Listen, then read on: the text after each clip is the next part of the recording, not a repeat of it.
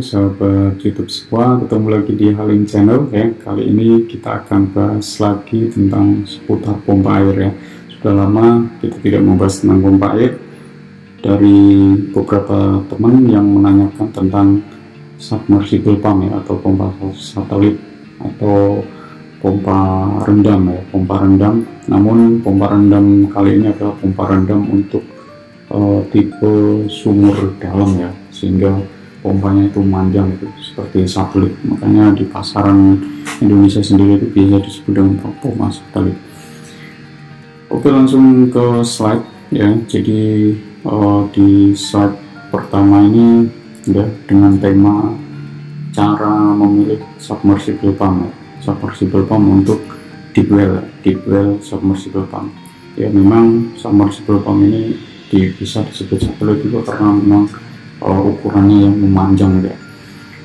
Nah, deep well submersible pump ini sebenarnya banyak sekali tipenya ya. Ada yang dari periferal ya, ada juga yang dari centrifugal, kemudian ada yang single stage ya, satu impeller, ada yang multi stage, banyak impeller. Nah, ini tipenya macam-macam.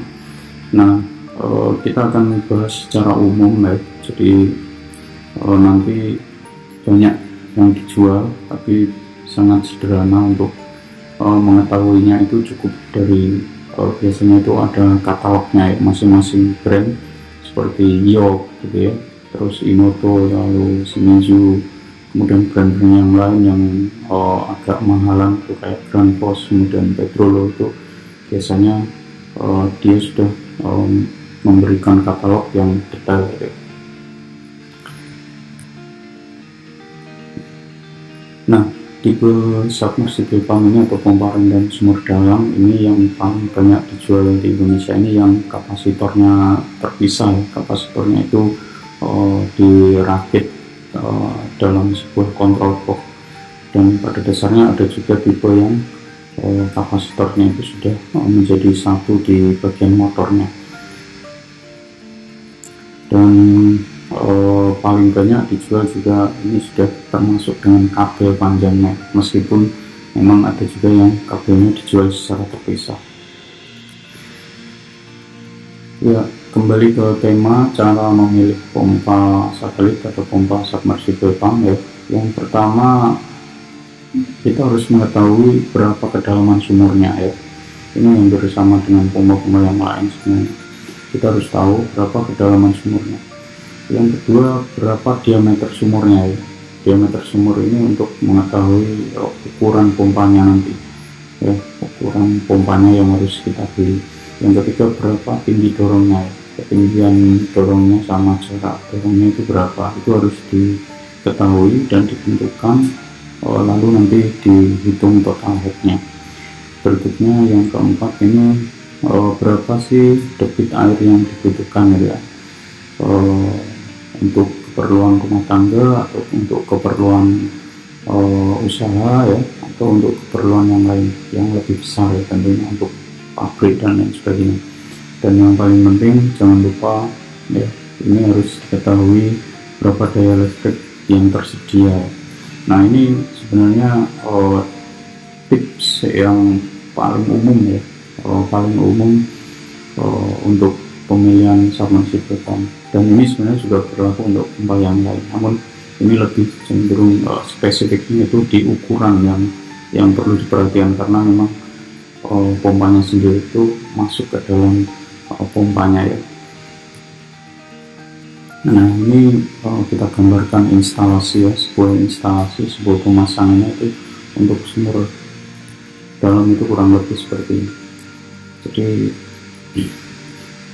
di bagian pompanya sendiri ya, ini harus kita pertama kedalaman sumurnya ya. Kedalaman sumur ini untuk menentukan nanti pipanya harus berapa untuk instalasi. Selain dari kedalaman sumur ya, ini juga harus diketahui kedalaman permukaan airnya ya, sehingga nanti kita install namanya dry running protection, atau otomatis yang melindungi ketika tidak ada air itu dia pompanya akan otomatis mati. Nah itu ketika menggunakan pressure sweep ya. Kalau menggunakan APC itu sudah bisa ya, karena APC itu ada flow-nya. Saat tidak ada aliran, pompanya akan mati. Yang kedua, diameter pompa, diameter sumurnya ya, diameter sumurnya, casingnya. Jadi jangan sampai pompanya ini nanti lebih besar hingga tidak bisa masuk. Oke. Idealnya harus lebih besar, misalkan 3 in ya, paling minimal 4 in ya kalau pompanya 3 in. Dan rata-rata memang pengeboran dari tukang bor pompa itu sekarang ya 4 inch ya, rata-rata 4 inch, tapi ada juga yang sudah menggunakan 3 in. Ini karena ya memang dari segi pertimbangan harga ya lebih murah, lebih bagus lagi yang 5 inch. Jadi ada ruang untuk aliran gitu, space-nya. Kalau terlalu kecil, jadi jarak antara pompa dengan casing terlalu sempit sehingga mempengaruhi laju alirannya. Yang ketiga, berapa tingginya ya, tinggi dorongnya. Misalkan tinggi dorong dari selain dari kedalaman itu nanti akan ditambahkan ya, jadi tinggi dorong di sini jaraknya itu akan ditambahkan totalnya, sehingga kita hitung total. Untuk yang horizontal ini secara kasarnya bisa dihitung 10% ya, 10%. Jadi kalau misalnya jaraknya 100 meter ya, kita perlukan 10 meter headnya, paling tidak 10 meter. Yang keempat itu berapa debit airnya ya. Nah ini debit airnya harus disesuaikan dengan kebutuhan. Misalkan tangki air ini 1000 ya, 1000 liter gitu ya. Paling enggak 1000 liter itu misalkan 1 jam atau setengah jam gitu ya, sekitar 40 liter per menit, 30 liter per menit gitu. Dan yang kelima tentunya sumber daya listriknya, ini harus diperhatikan. Nah setelah mengetahui dari semua karakter yang dibutuhkan, nanti kita akan mempertimbangkan instalasinya juga, berapa pipanya yang harus diinstal. Ini harus sesuai dengan petunjuknya ya, jaraknya, kemudian tinggi headnya. Nah di sini kedalaman posisi pompa ini ya, ini paling tidak 1 meter jarak ke bawah, kemudian tinggi permukaan air dengan pompanya ini minimal setengah meter. Ini standar dari beberapa maker itu seperti itu.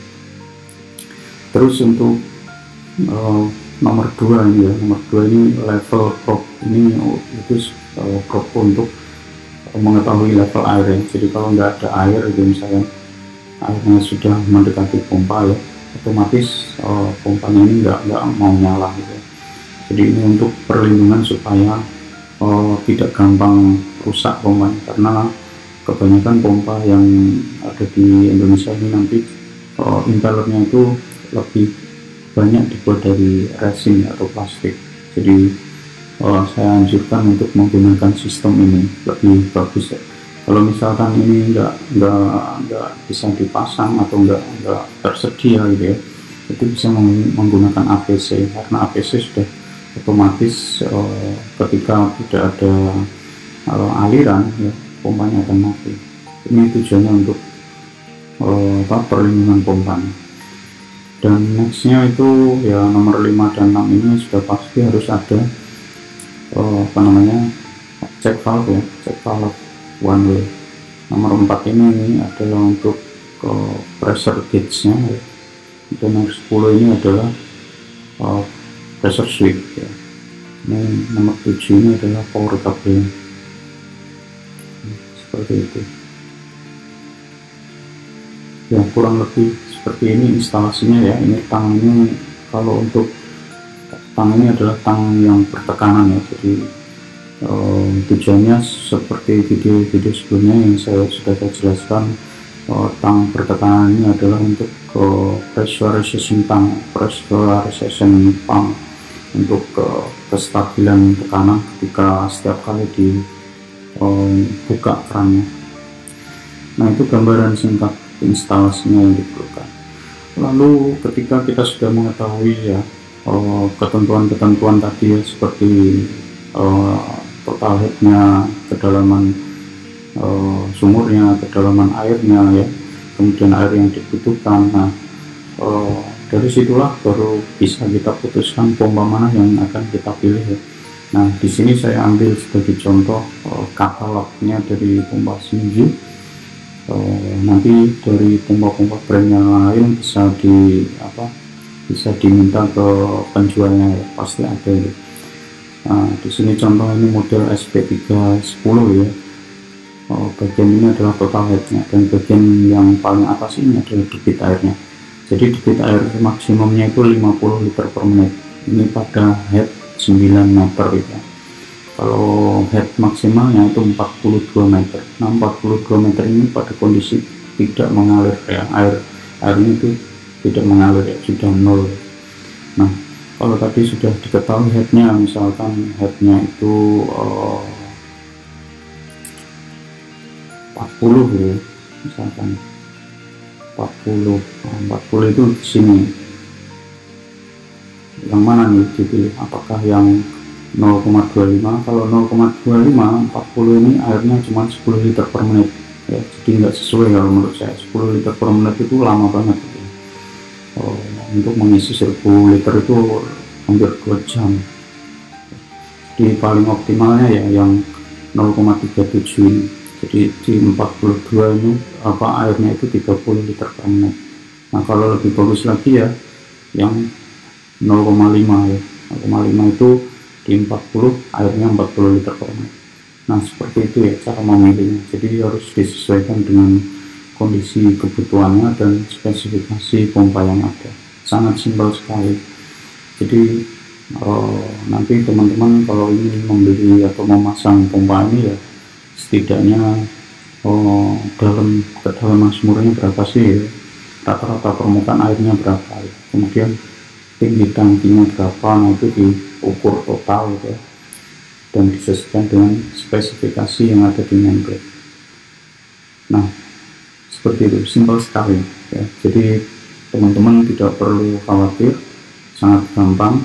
Dan setiap teman-teman memilih ini ya, kasih risk factor ya 10%, karena kadang pompa yang dijual itu mungkin ya, dia tidak mencapai spek ya. Jadi kasih aja risk factor yang lebih tinggi sedikit ya, 10% ya, biar lebih amannya seperti itu. Oke, jadi seperti itu ya cara simple untuk memilih pompa submersible pump ya. Jadi untuk pertanyaan-pertanyaan yang masih belum jelas, silahkan bisa ditulis di komen, dan jangan lupa like, share, dan subscribe. Terima kasih sudah menonton.